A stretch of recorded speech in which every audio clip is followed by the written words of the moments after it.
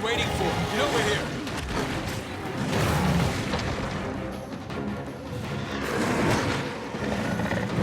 Come on!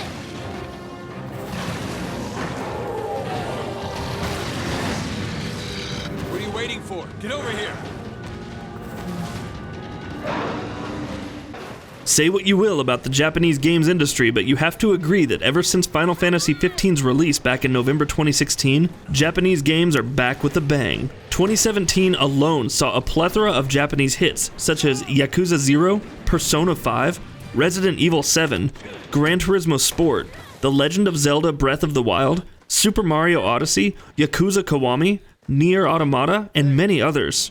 In fact, many of these franchises, such as Yakuza 0 and Persona 5, performed splendidly in the West, thereby making them relevant all over again. And with the advent of the Nintendo Switch, things seem like they're only going to be going up for the once declining Japanese games industry. And trust me when I say this, Japan is a critical component of the industry. The games industry performs best when Japan delivers in its AAA games space, and this is exactly what's happening. Old Japanese IPs are coming back after years, and Monster Hunter World is one such case. Returning to consoles after a long time and having already shipped 5 million units within a week of its release, Monster Hunter World is already a resounding success, and it'll most definitely pave the way for more games from the series on consoles.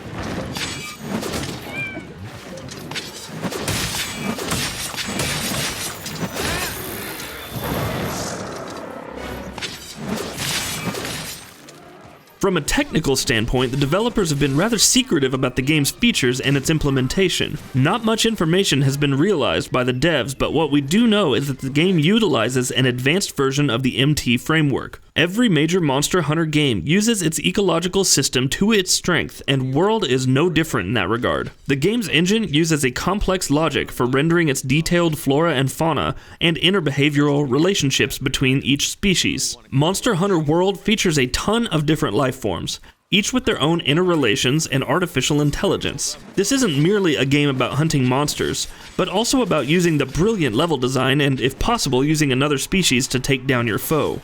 For example, take the case of Anjanath and its complex yet hostile relationship with Rathalos. This is just one example of the dynamic relation these beings have with each other. As they say, the enemy of my enemy is my friend. Except there are no friends in Monster Hunter World, or maybe Palico and its various companions are an exception. Animations are also something that we wanted to highlight in this feature. Although the main protagonist's animations could be laughable at times, the monster design and their respective animations are brilliantly implemented. Fur is implemented well too, and although it's not up to the level of, say, Shadow of the Colossus on PS4, it still matches the game's art style. Each monster varies drastically from each other in terms of animations, exit strategy, the path they take during combat, and also exhibit various states of emotions like anger, frustration, and stress.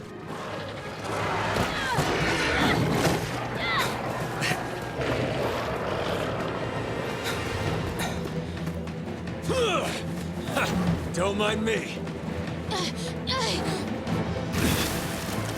This way, hurry. Okay, let's go.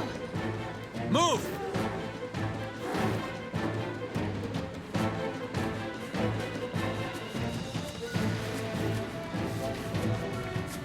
Once you get into the core gameplay of Monster Hunter World, you'll be in awe of the game's lush, filled with foliage environments. The game does not follow the usual open world methodology though, but rather it follows the open level solution with intricate variations in level design, resulting in different paths, hidden alleys, and pathways. The world of this game is extremely dynamic in nature, and no two encounters are the same. However, despite the stunning attention to detail, one can't help but observe the lack of polish in some areas. Although the game looks really amazing at times, it seems like it isn't really pushing the visual boundaries of what's possible on the PS4 Pro and Xbox One X. Despite being a AAA game, its production values fell a bit short of our expectations.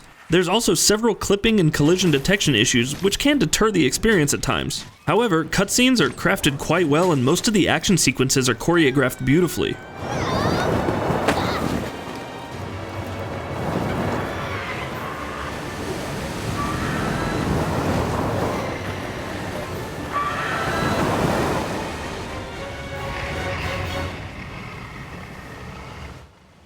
On the technical front, Monster Hunter World supports both the PS4 Pro and Xbox One X versions right from day one. Now, the developers have been rather secretive about what kind of support these two iterative consoles were supposed to receive, but now that we finally have the game in our hands, let's compare the two versions and deduct how much they differ from each other. And much to our surprise, both versions feature 3 graphical settings. These are prioritize frame rate, prioritize resolution, and prioritize graphics. As the name suggests, these modes intend to deliver higher frame rates, better image quality, and better graphical parameters, respectively. In Prioritize Resolution mode, the Xbox One X version hands out a native 1700p resolution compared to the checkerboard 1800p resolution. Due to the Xbox One X using a more direct native renderer, its image quality definitely comes out as better compared to the PS4 Pro version.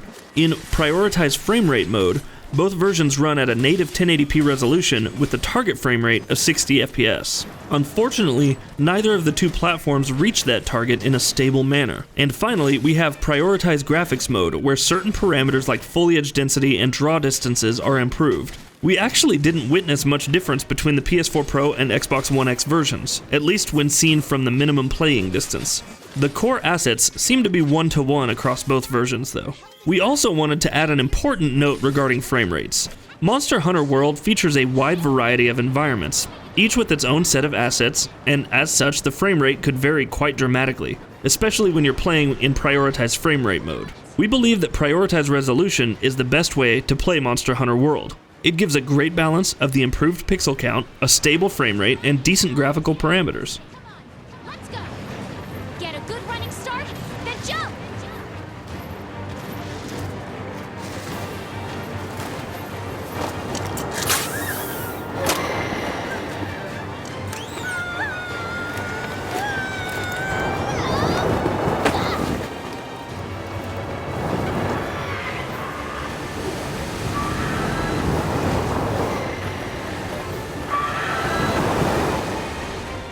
Monster Hunter World in many ways is a technical achievement on both the PS4 Pro and Xbox One X. It goes beyond the usual 2 graphical modes on the iterative consoles and gives fans more ways to play their games the way that they want. But yes, let's not forget that it lacks a bit of polish, has some frame rate issues, and there are numerous bugs and glitches. But don't let any of these issues keep you away from what is this year's most exciting, action-packed, and fun-filled game.